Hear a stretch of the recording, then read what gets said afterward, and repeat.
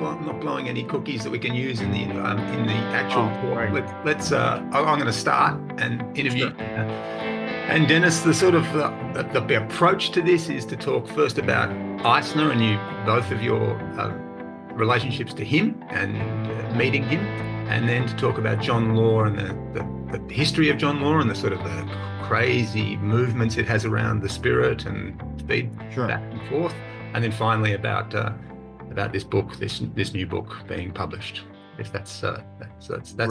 that's the approach. Okay. Um, okay.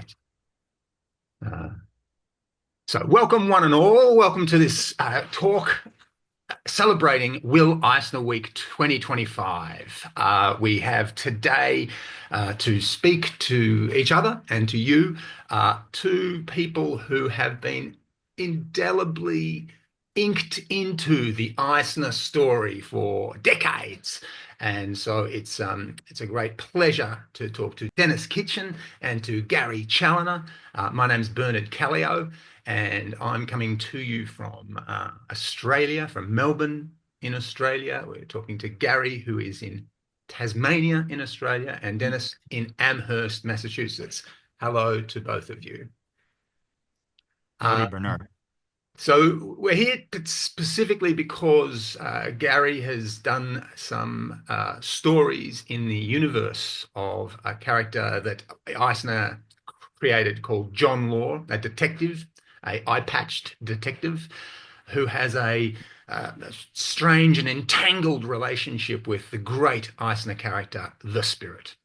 So we're going to find out about both of these creators who are talking today, their relationships to Eisner, the real story behind this John Law character, and then talk about with Gary about the book that he's done art for, in which is also included the original Eisner John Law stories. I will want to say that because I'm coming from Melbourne, I want to acknowledge that I'm speaking to you from Aboriginal country here. This is a country of the Bunwarang and Woiwurrung people. Always has been, always will be Aboriginal country here. All right, John Law, Gary Chaloner, Denis Oh, Kitchen. I want to hear first of all about how both of you, because I know that both of you have met, and Denis, you have a long relationship with Will Eisner, but I want to hear about your first meeting with the great Will Eisner, the great pioneer of comics, the great innovator, the great, I would say, Imagineer of comics. He saw into the yeah. future. Denis, can you talk about meeting Sure. Will? That's a great description of him. It wasn't anticipated. I was a much younger man in 1971 attending my first comic book convention in New York City. And I was just a fledgling publisher. I think I was in my second or third year of business. And I was there largely as a fan. I didn't have a table. And I was looking at, I think, white boxes of somebody's back issues when a French editor named Maurice Horn saw my badge and he said in a French accent, Mr. Will Eisner, he wants to meet with you. And I looked at him astonished and I said, you must be mistaken. And he said, no, no, no. He told me to watch for you. So I thought, clearly there's a misunderstanding, but what the heck? I get to meet Will Eisner. I'll follow you. And it turns out that Will had been tipped off by Phil Suling, the impresario of the convention, that I was one of the handful of underground comics publishers and creators. And he had described to Will in loose terms what was going on with undergrounds, which Will, had been out of the comics industry for a good number of years and was curious about. So when I was brought into his hotel suite and introduced, right after the niceties, he immediately started peppering me with questions, which I thought was very odd because I wanted to pepper him with questions, but he was very brusque with that. He wanted to know really the business model.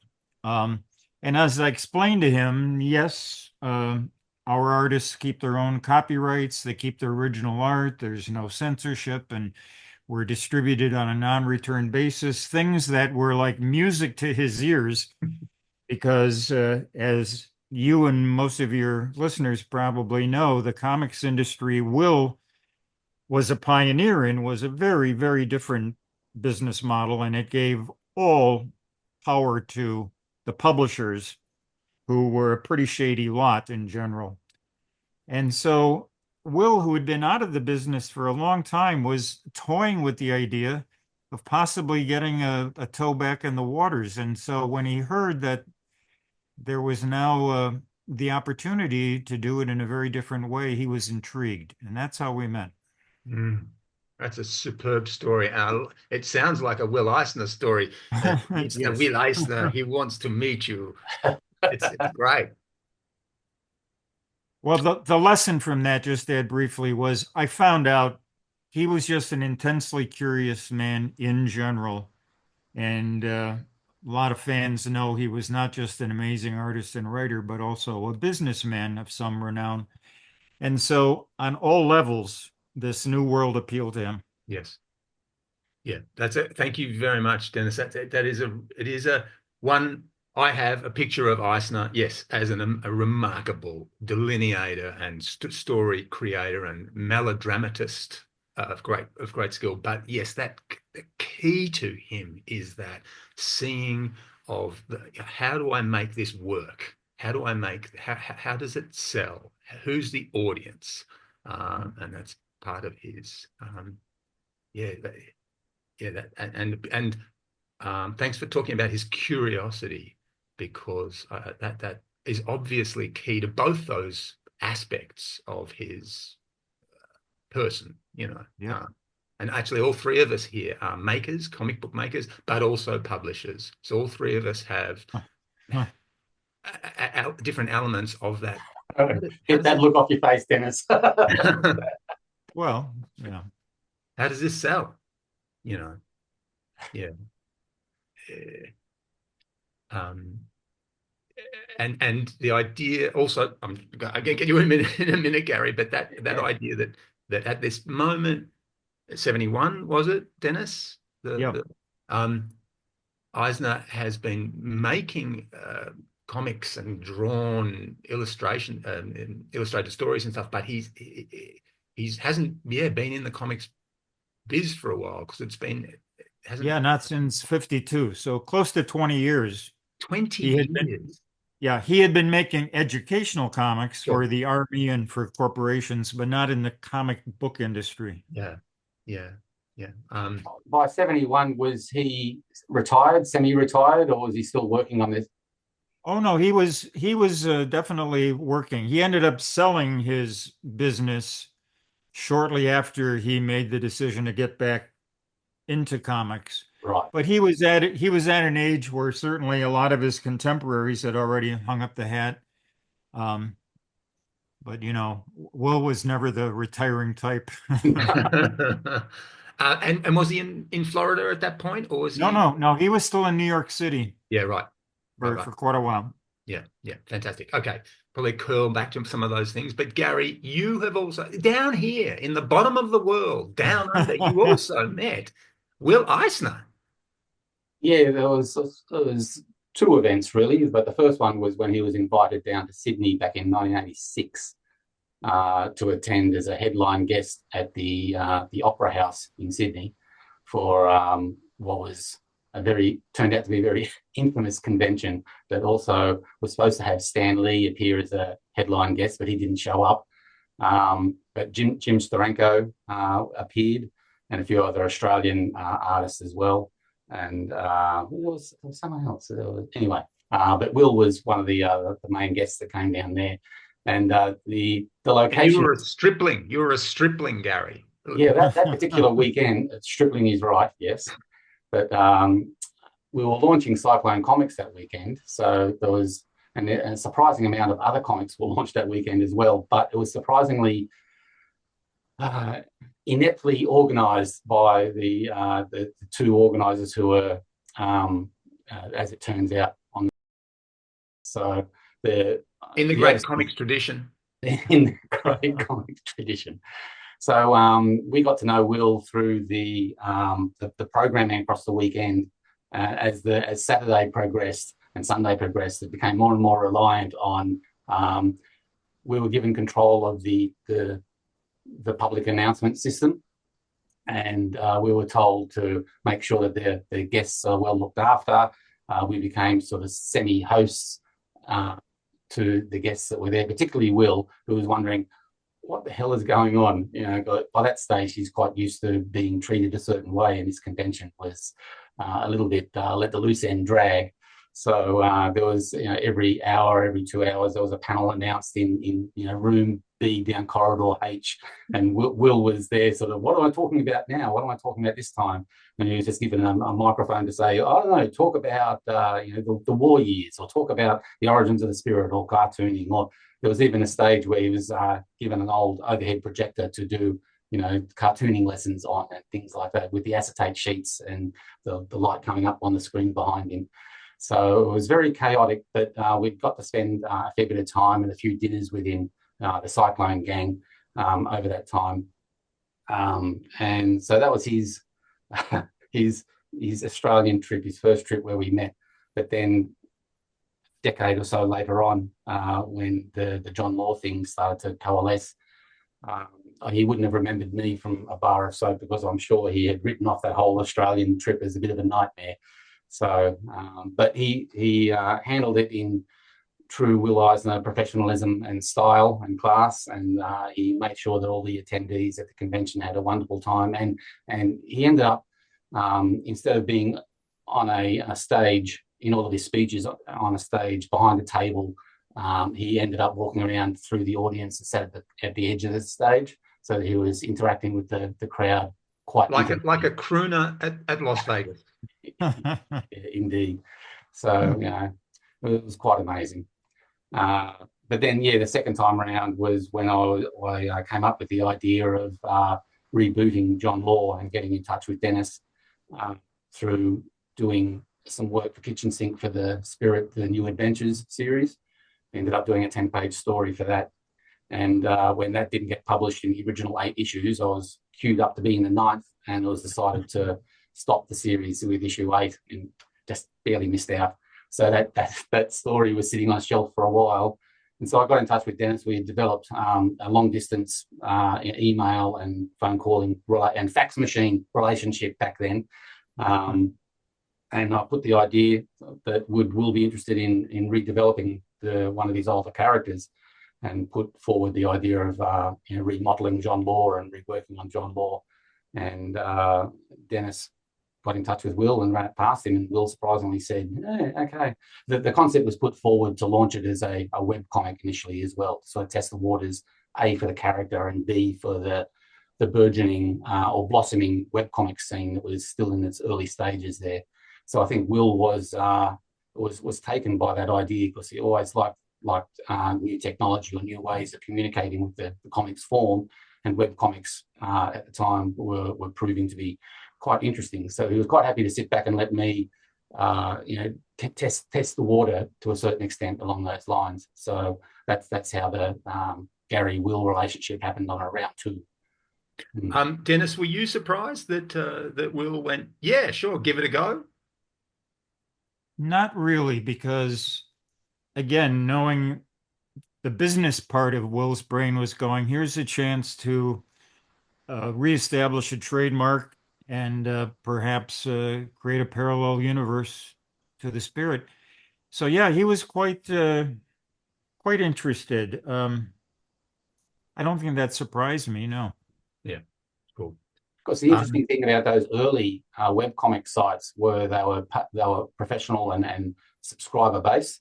So there were different business ideas put forward on how to present comics as a collective, where people would subscribe and get access to multiple strips that are updated either daily or weekly, or complete graphic novels that were uploaded in a special section of the site.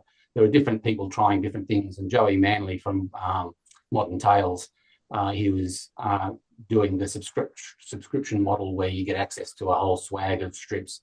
And so the idea was put forward that John Law would run on Modern Tales It also enabled me to co-publish on Will Eisner's website that I was developing for the studio at the time. So the idea of again getting an income or an income stream, as small as it may be, was quite appealing, as well as taking advantage of the exposure that webcomics and the internet in general, it was all very new. So the whole idea of getting or testing the waters in that market was appealing as well. Yeah. Before you even think about publishing on paper, it could be tried and tested, and you get feedback in a market and audience. All right.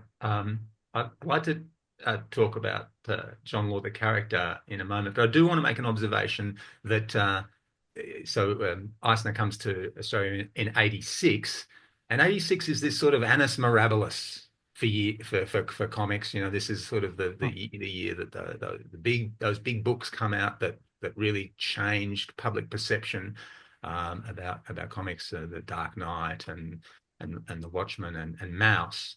But also, it's a moment for you, Denis, I know, because it's in '86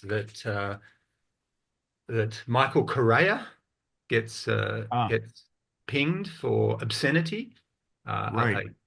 a comic book retailer, and this leads to you doing something very significant in the land of comic. Well, I didn't at the time think it would become as significant as it has, but my first thought was to help this poor fellow. One of the comics he was busted for was Omaha the Cat Dancer that I published, that I certainly did not think was pornographic. It was erotic, but it was also very literary, beautifully crafted series. And so I was quite indignant when I heard that title was busted, along with a number of others, including, I think, Richard Corbin, and even, I think, ElfQuest was busted because there was a birth scene in one panel or something. So I quickly gathered a number of people to create a portfolio to raise money for the fellow's defense. And Will was one of the first to say yes, along with Sergio Aragones and Richard Corbin, Robert Crumb, Right. a number of people, most of whom would never in their life expect to be busted. They just were supporting free expression. And so with that money raised, I was able to hire a first-rate attorney who overturned the conviction at the first stage. And there was money left over. And at the time, I remember thinking, well, what do I do with this? I can give it to another charity, or maybe there will be other cases and we should just start a fund that's permanent. And I chose the latter. And it turned out it definitely was needed, because there had been a number of comic shops being busted quietly on a local level, never made national press.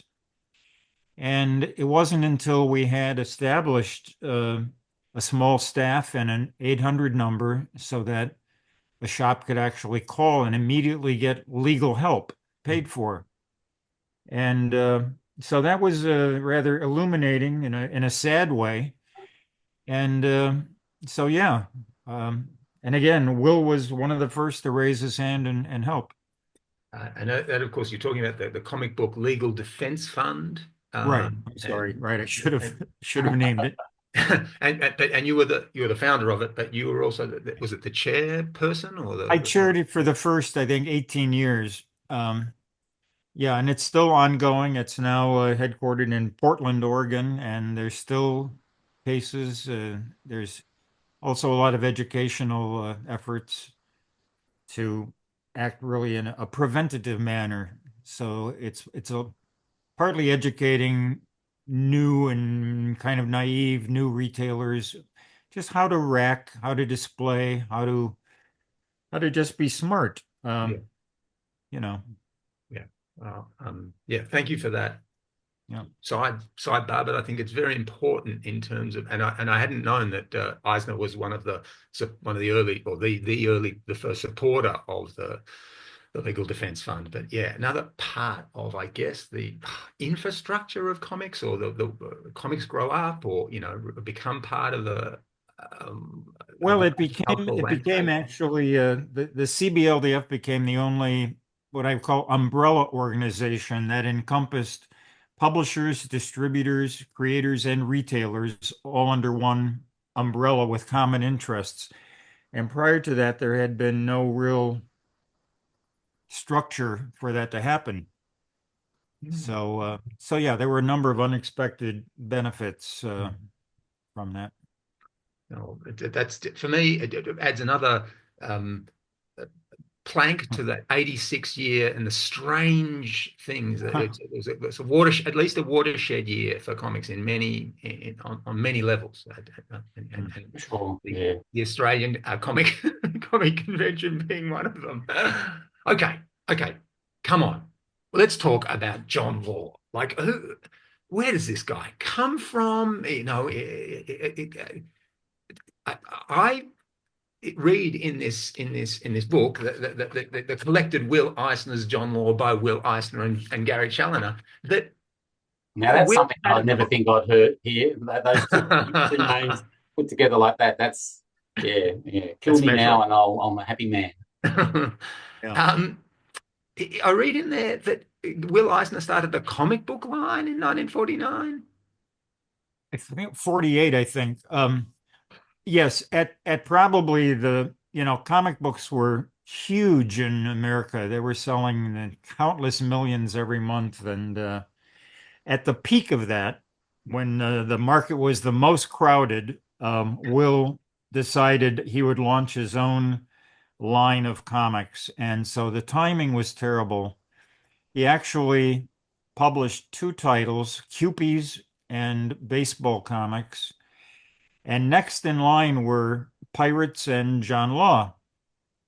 And I think the first two books did so poorly in a congested market that he realized his relatively small working capital would quickly disappear. And so for better or worse, he withdrew those next two titles. And so John Law sat on his shelf um, until I think he ran into a deadline problem in late 1949, and he decided here was a chance to recycle John Law into what became two absolutely classic spirit stories, which we now know as the Sans Serif and Bring in Sans Serif. So fortunately, and I think he must have consciously thought about this, John Law was close enough to the spirit that all he had to do, well, all was get rid of the eye patch and change, Bunyan into Dolan and the Shoeshine Boy into Sammy, and it was relatively minor in a way that made me think Will must have had a plan B in mind from the beginning. And Gary, can you describe John Law to us? Who is this dude? What is he do? What's his?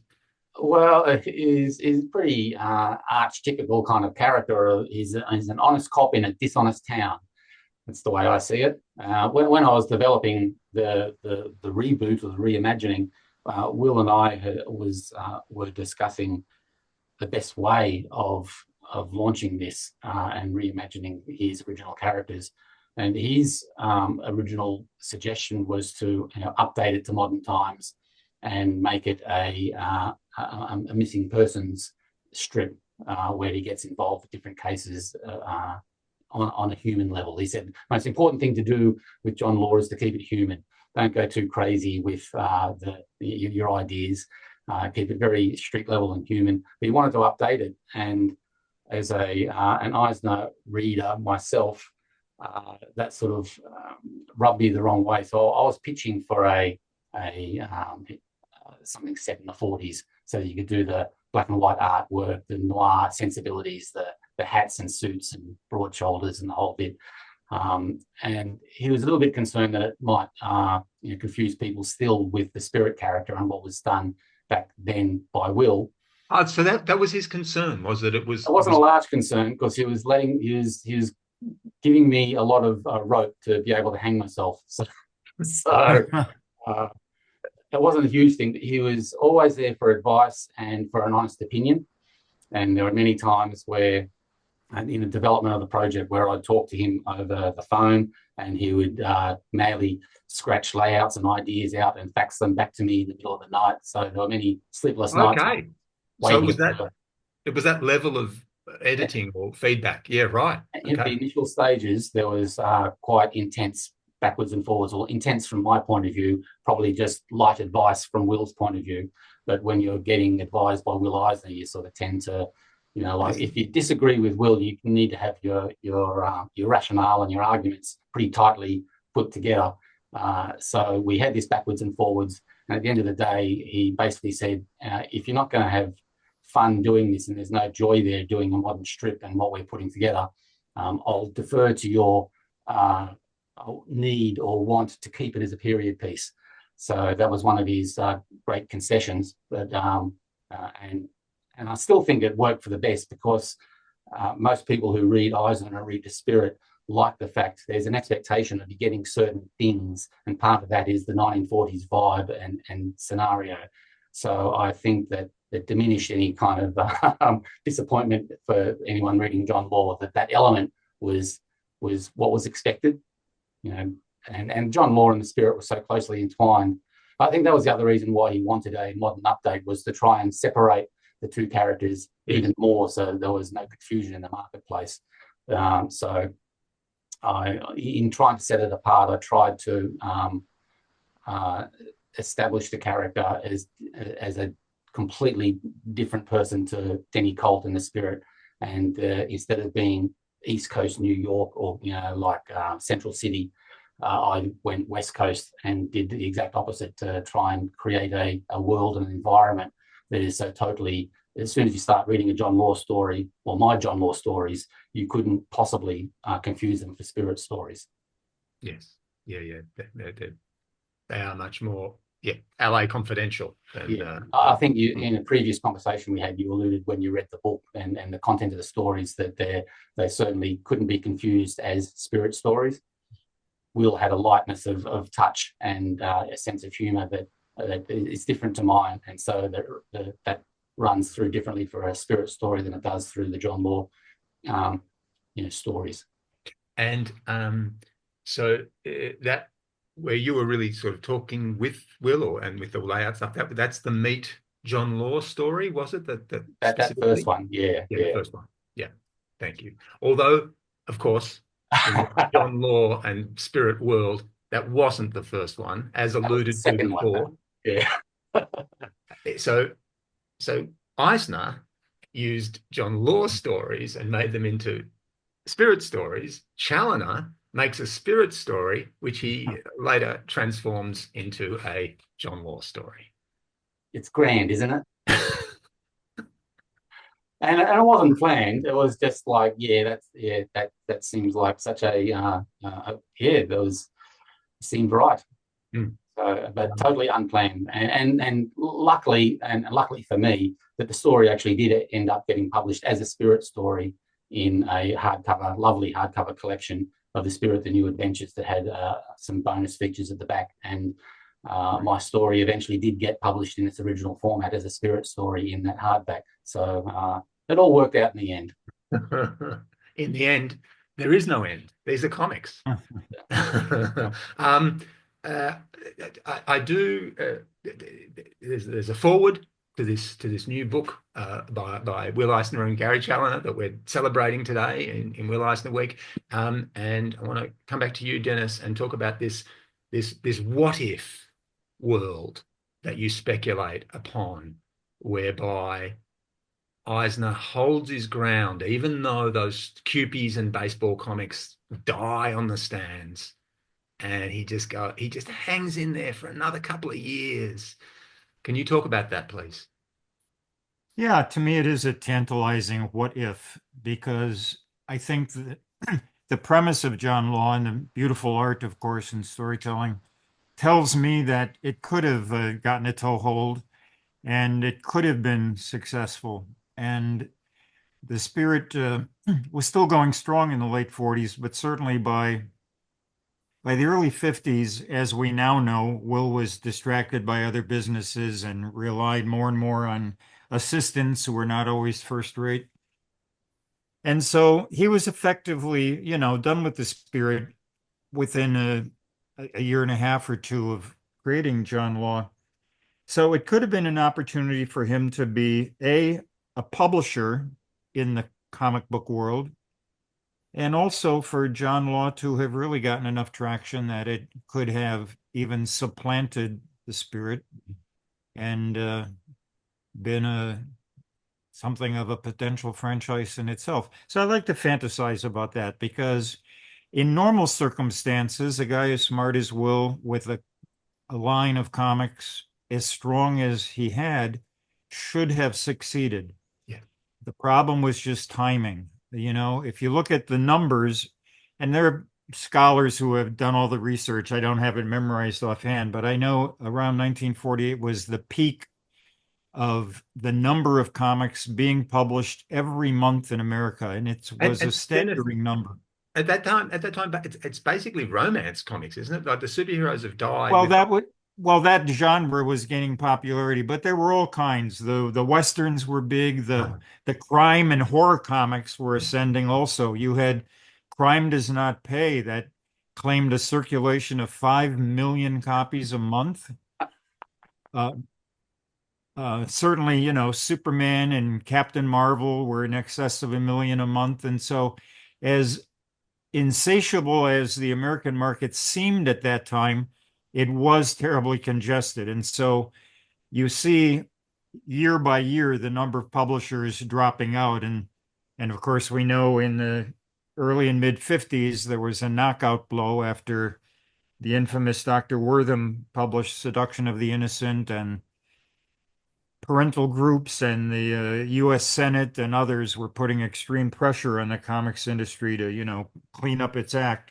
And then But that little stamp appeared on the corner of comic. yeah, yeah, and not that that would have deterred Will, No. but I just I like to maintain this fantasy that in Earth 2, Will was a successful publisher and John Law was much better known before a certain Australian revived it. Love it. I love it. Now I do want to just talk a little bit about those other Cupies and baseball comics. They were Will's ideas, but not drawn by him. How did they No, work?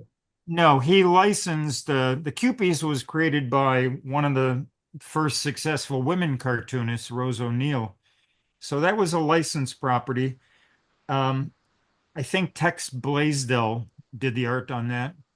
And baseball comics, I think I can't remember offhand. Maybe Gary remembers um, Well, the artist. Alex Kotsky. No, yes. Well, how quickly we forget. But I think, again, he thought baseball was such a popular sport in America. This was long before football ascended, Ah, that, baseball was, of course, an irresistible title. But there were other sports comics, and they never, ever did terribly well. If you look at, there were other sports comics, they did moderately well at best. So I think he picked the wrong two to lead with. It also makes me wonder, what if he had led with John Law and piracy? Um, I'd be out of a job. well, I mean, who knows? Again, it's just the big what if. yes. Yeah. I I mean, think you got a point there, Dennis, actually, is that he, when it comes down to it, in hindsight, of course, that he probably Yeah. led with the two weaker titles. Yep. well, yeah, and to me, fascinating because today, comics for kids are they're Yeah. graphic novels for kids published by real publishers, I suppose, if you want to Right. call them that. That is the ascendant iteration of the medium, and it's manga and it's comics for kids. Oh, yeah. So you can imagine Cupid and baseball today as a series of graphic novels from Well, Scholastic. maybe Gary's follow-up to John Locke can be a new Cupid's series. Nice. Can't wait. Of course, they'd probably get censored because they're little naked Oh my babies, you gosh. Oh my gosh, sorry guys, we're in terrible trouble. Um, yeah, that very, very interesting. Do we know if any artwork for Pirates got produced, or was it really just an idea? know. The cover survives. It was reprinted in the Art of Will Eisner many years ago, and I can't remember offhand. There may be things at Ohio State in his Yeah, archives, yeah, but I don't think it was fully created in the way that John Law was. yeah, Um, I'm sure if it had been, it would have been reprinted. yeah, So it was fragmentary. yeah. Yeah, I mean, John Law had a lot of development under the belt from starting way back before the late 40s, from Nubbin being developed as a lead for a newspaper strip or a syndicated strip, and wait, then wait a minute. It begins with nubbin? yeah, yeah. Oh, Law We come sort on. think so. Law We sort think of so. creeps in eventually over the years. So Law was a sidekick. Law was a Although, sidekick for a short period of time. oh, this gets more and more complicated. Well, it is strange. Yes, I think Will thought that there would be appeal in the young character for young readers, because Yeah. remember, comics were For kids. perceived at least to be aimed at younger readers. So yes, he did several uh, prototypes for a daily comic strip, a Sunday comic strip, and a comic book uh, called Nubbin the Shoeshine Boy. And And over yeah, his shoulder is this John Law character. That's right. what Yeah. Yeah. yeah. And, So and as these concepts developed over time, he just tried different things and kept on workshopping the whole idea and massaging it until finally it was swapped around where John Law was the lead and Nubbin was the sidekick. And the rest is history from that point of view. Is that's it right. Cat Ironwood who says that, Nubbin is this frustrating thing for Eisner that he never quite gets out? Well, again, I think he was always intrigued. Most cartoonists of that era, we're talking the 40s, keep in mind comic strips in newspapers, that was the king of the comics hill. Yeah. Comic books were the lowly 10-cent mob controlled periodical. And so most cartoonists, he wasn't alone, aspired to do a daily strip. And other than The Spirit briefly being a daily early on, he just couldn't sustain it. It was too much work. Yeah. He always wanted to return to that syndicated world. Mm. So I think it frustrated him, yes, that he didn't come up with the right pitch, the right concept. But even you want to get really deep in the weeds, another 10 years or so earlier, Will did an earlier John Law in, was it Smash Comics, Gary? Yes, it was. Yeah, yeah. Where he was a science detective. Is that what you're referring to? Yeah, yeah. So clearly that was a very short-lived strip, and he didn't own it. That was when he was doing work for hire for other publishers. But obviously he liked the name and the general idea. So it's taken a lot of very curious and circuitous winding road to where we got today. Yeah, But you that's can't wonderful. keep a good cop down. Right. Just about to talk about the stories that you've done, Gary, but I do want to make another 1986 observation, which is that in Watchmen, Alan Moore postulates a world in which it's pirate comics that take off as the popular form, not superhero comics. Yeah. Um, Ah, and That's R, right. R, R. So Yeah. it's a nice nod, possibly to to Earth 2, where Will Eisner's publications.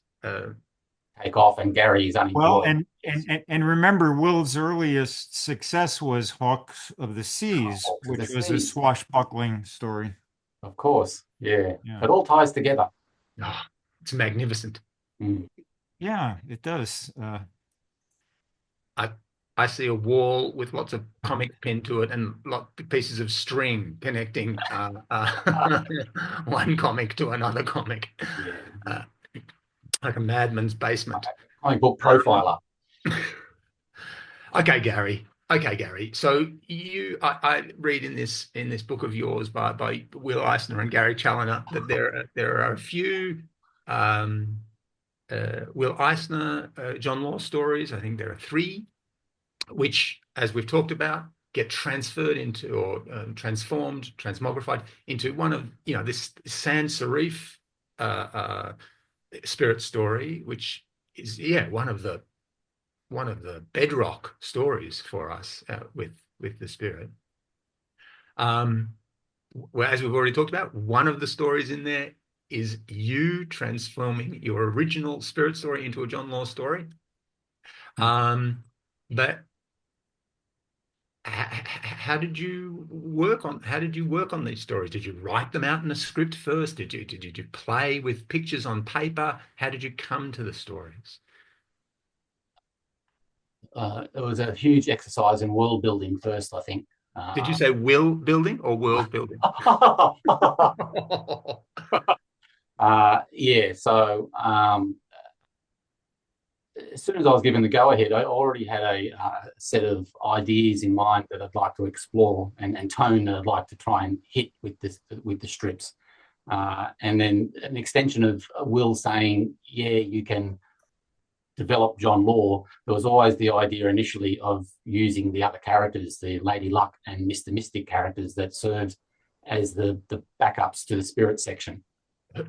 Who were never part of in when Will did it, part of the John Law universe, but They were you've separate brought them in. properties.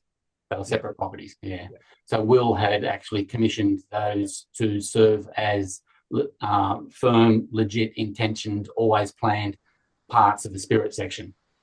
And So, look, I just need to say this: you guys are totally across this, but me as a casual reader of the spirit, and certainly Dennis, I thank you so much for doing those reprints from Kitchen Sink and the commentary from Tom Hedgentes.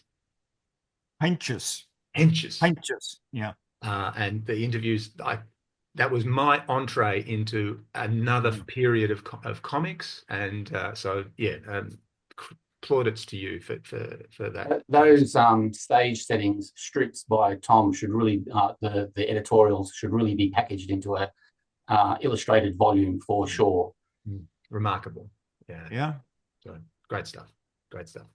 Um, So from the outset, when I was developing this stuff, I always had it in mind to include Lady Luck and Mr. Mystic, and with those, that they informed my origin stories of John Law. The big adventure outside of the spirit story that was the Law story that was spirit story was the big first one was Law, Luck, and a Dead-Eyed Mystic. yes. It's in this collection as well, and that And that's introduced. I would say that's the big story. That's the long story. That's the one with multiple twists and turns. And it's the longest, and it's certainly And it informs a bit of backstory about the character and the relationships with Brenda Banks, and it introduces Mr. Mystic into the new world as well. So that's the cornerstone story that I started to develop first. So okay. and things flowed from there.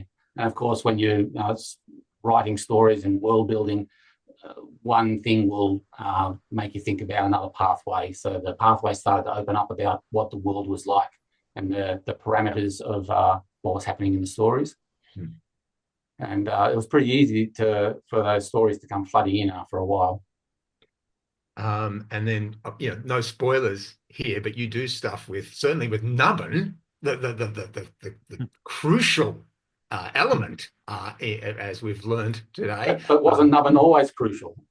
Always crucial, but you do something with him, which is, like, whoa. So you really play with our readers' emotions with that little character, that little boy. And yeah, not very, very, very, very nice work. But I would also observe that at the end, you bring in even further afield characters. And it seems to me that you're building a sort of an Eisner verse. Uh, Yeah, um, yeah, yeah. and there's some Eisner spritz in that Huh. Eisnerverse, plenty of rain, but also that LA sunshine, beaten down, the mob. Yeah, it is, as you have said, differently toned to Eisner's melodrama and sort of And almost also brooding. the supernatural element as well plays. It's all at the crossroads, the story of the devil at the crossroads as well. So that informs the West Coast attitude of the stories. It underlines everything as well. That there's this supernatural element that no one living in the city actually is really aware of until there's this huge series of earthquakes, and you start to release these evil forces from under the ground that starts affecting the denizens of the city as well. So yeah, it's a huge departure from what the kind of ground that Will was covering in the spirit, and that was intentional to again distance the two men. Uh, yeah. So even mentally casting the character, like with Denny Colt, there The was spirit. who was Will's choice for playing uh, the spirit in any kind of feature film back in the 70s and 80s, Dennis? Was there? Oh, he wanted what's his name? Who was Maverick, the Oh, Western? yeah, Rockford Files. Forgot the name of the Yeah. actor. Uh, That guy. how Anyway, yeah, he thought he had the perfect jaw and also the sense of humor that he thought was perfect. He didn't want somebody who was too straight, Mhm. Yeah. like the Sam Jones who made it in that one regrettable first movie. Was square jawed but bland. Um, and we won't even speak of the later movie. Excellent. I, I, I did want to bring up just one Eisner quote today, which was from a 1978 interview where he says, or said rather, I wanted to write better things than superheroes. Comic books were a ghetto. Um, and, there's that uh, even his discomfort with the superhero and not really wanting the spirit to be a superhero. Like, oh, yes, I'll put a mask on him if I must. Um, but really, he wanted comics to be short stories, really. Yes. If he had his way, he had to compromise with the syndicate, of course.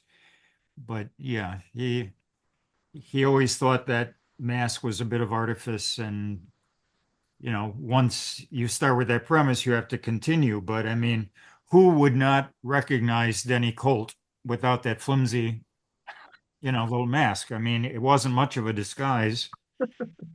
Um, And I think Will thought that in many ways the dominance of the superhero had hindered comics for many years. As we all know, it took a long while before comics broke out into the mainstream. And when they broke out, it was things like Watchmen and Mouse and Dark Knight and things that kind of broke the mold of superheroes or dispensed with them altogether. And so it was just the necessity of the time when he started in comics, when they did appeal mostly to younger readers and young male fantasies, I guess. And I think he lived long enough that he was able to see the industry transform itself so that he could create Contract with God and 20 other graphic novels, of which there is nary a cape or a mask. Yeah. And so it was very gratifying to him to see that industry, I guess, come to age, come of age.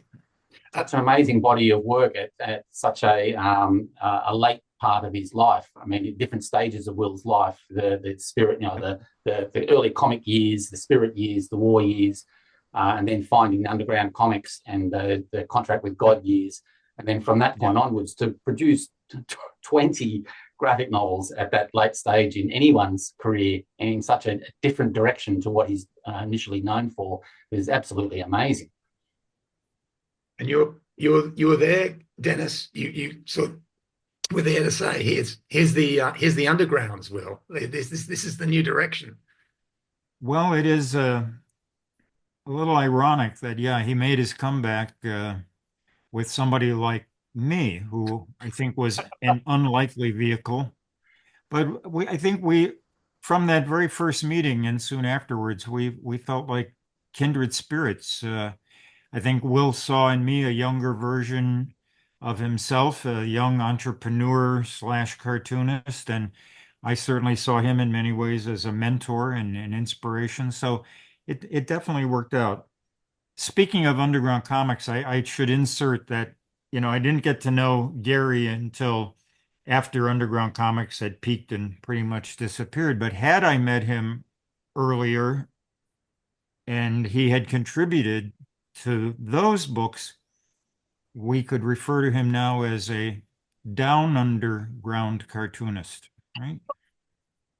I'm sorry, just couldn't resist. Oh, that's it. Look, thank you, Denis Anyway, Kitchen. where were we? Finally, we've got the title for this conversation. The what if. Indeed. So Gary, the down underground cartoonist that wasn't. Sounds like a grave. Sounds like someone's burying me fast down underground, 6 feet down. And by the way, James Garner was the actor we were trying to think of.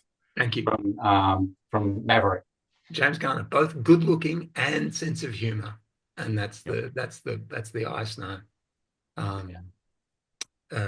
recipe for I think the overarching point I was trying to make there was Will was interested in a James Garner-like character for the Spirit, while in my mind I was thinking more of for John Law, more of a Burt Lancaster, tall, heavy-set, slightly more brooding character than James Garner. So that was just finishing off my point from earlier. Yeah, no, great. And so that the Law Luck story in there, in this collection, is the longest one, and it's as we commented, it's a darker world than the Spirit world, and then other stories. They're not all from the original website, Gary. Some of them were made specifically for this book, which is published by Titan Books, UK operation. Is that right? Yeah, that's right. Titan is the parent company, but the imprint that it's released under is the Hard Case Crime, which is the editors I pitched to initially, of course, they have been branching out from reprinting, also doing new prose crime novels under that imprint, and it's quite a strong imprint across the board. And they slowly moved a couple of years ago into doing comic books, both original and repackaging of titles that are appropriate to be underneath that label. And I thought, John Law would be a really nice fit. What's that called again? Hard Case Crime? Hard Case Crime, yeah. And so, again, I just got in touch on a whim. And they turned around and said, Will Eisner, yes, we're quite interested. What did you have in mind? And it sort of developed from there. So, good fit, I think. And then because you, Denis, are Will's literary agent, is that right? Among other hats, yes. Many hats. So they contact you because you manage the. Well, I represent the estate. The family once Will passed, and then his widow Anne. I represent the estate. So my partner Judy and I broker any deal that involves Will's intellectual property. Right. So yes, because the book is this. I mean, I've said it before, but it's this mix. We've got the setup work. We are really introduced. Me the reader, very much introduced to the Eisner version of John Law, and then we get this Chaloner version of John Law, and that's the variegated, complex, almost mystery story, really, of the twinned identities of John Law and the Spirit in this package. So, Gary, can we see any more John Law stories from you? Perhaps. Yeah, I think, There are ideas there, but those final decisions are out of my control. So there are publishing concerns to be mindful of as a business decision as to whether the book is successful or not, with sales, and whether that would allow for further or interest in further law stories, which I do have planned out there. They are options for new stories. Okay, so that's. I guess what I wanted to know is whether, in your mind, there's branching arms of the law, because it does end. This book does end with this sense of, and next, it's got a classic to be continued sort of. Yeah, there is. Not a cliffhanger, but a sort of a launching, I suppose. Yeah, That's right. A new beginning, a turn in the road, turn in the crossroads. But we'll see how we go. But if something was greenlit, I'd be happy to participate in some way, shape, or form. But if things don't proceed, I think this hardcover collection serves as a final statement as well about the character and its life over the decades, and how it was developed from the early days of a nubbin-style strip right through to the potential of what could be. Yes, it captures that story of the backstory of the character, and then it goes, it dreams out, it improvises almost with the elements, and then you identify the parts of Eisner's back catalogue of characters that you've incorporated into, and so it's a provocative, it's a dreaming sort of. Plus, at the end of the day, it's just a tip of the hat to Will and his creativity, and even some of those earlier characters that I've reused and massaged into John Law's new world in Crossroads. It's just they're too good to be sitting on the shelf forever or to be forgotten. So I just dusted off a few and gave them a new coat of paint and represented them again. And of course, they fit so well. I mean, Will wasn't a stupid guy. Even when he was a teenager, he was pretty special with what he was putting on the page. Great. Well, we're about to wrap up, but just before we do, I want to ask you, Denis, just to describe, because people who are listening to this in Will Eisner Week 2025 and planning to visit New York, they can see Will Eisner original, can they not? There's a gallery in Manhattan called the Philippe Le Bon Gallery, which just opened last week, and it'll be up through March, I believe. And it's about 75 of some really choice Will Eisner originals. So don't miss it if you are in New York at all for the next 2 months. There are pieces in there that the family never previously authorized to be sold. So there's some real gems, including some of the best pages, I think, from Contract with God, as well as Spirit Art and other graphic novels. Even a couple of World War II era posters that are paintings that have never been on the market before, ever. So it's certainly worth a side trip if you're in the Big Apple. That sounds magnificent, and it's for it to be even in the realms of possibility that one could have a piece of Will Eisner on the wall is a glorious, thrilling thought. And again, the idea of having a gallery showcase comic book art and an artist's career like that is pretty amazing as well. So it just goes to show that times have changed and attitudes towards comic art and this medium has changed as well, and it's going to change more as the decades roll by.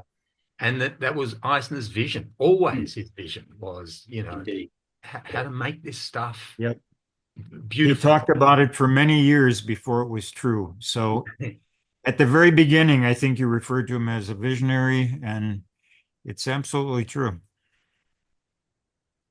Well, Vale and salutes to Will Eisner in Will Eisner Week 2025, and may the cartoonists and publishers of this world continue to prosecute that vision and develop this beautiful art form into a vital, strong contributor to culture more generally. So we've been talking about this book from Titan. Hard Crime. Hard Case Crime. Hard Case Crime, the collected Will Eisner's John Law by Will Eisner and Gary Chaloner.